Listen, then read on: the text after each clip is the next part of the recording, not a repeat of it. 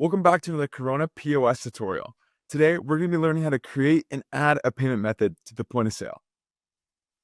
To begin, we're going to start by heading over to the left-hand side here, clicking on Settings and then the Payment Methods tab here. On the Payment Methods tab, you'll start with a default account with just a cash and credit payment method, sometimes maybe even gift card. But today, we're going to be looking at the checks one as an example today. Although when creating a new payment method, we're going to choose the plus new orange button here to create a new one. When filling out these fields here, you're going to have the titles of the fields to fill in, and I can show you kind of what the base to fill in of what we need for the payment method. For the number, we can name it whatever number we might want.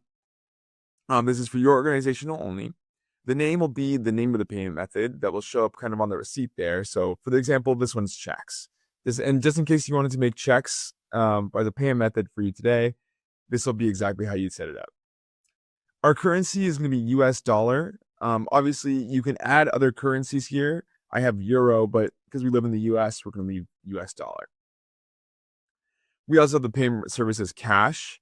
We have a couple other options here, such as credit authorizational terminal and Corona prepaid, but these are usually for other options, such as if you're sending the payment to the credit terminal that you have connected to your point of sale, or using Corona prepaid, such as like a prepaid card or a gift card. And we also have none.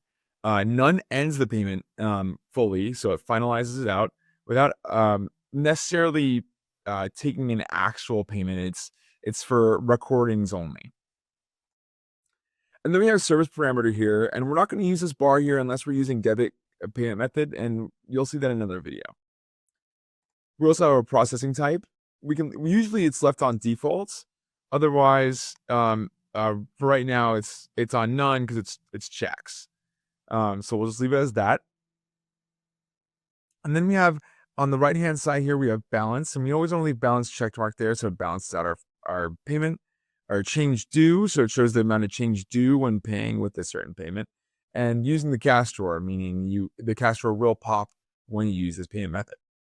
Those are kind of the basic options that you have there for payment methods. That's all you might need. And go ahead and you can hit save. And then you have a new payment method created for you in your payment method section. Thank you for watching this Corona POS Help Center video. For more information, please check the description down below, where you'll find our online manual page, as well as the contact information for our support center and any other resources that will help you get the most out of your Corona POS system.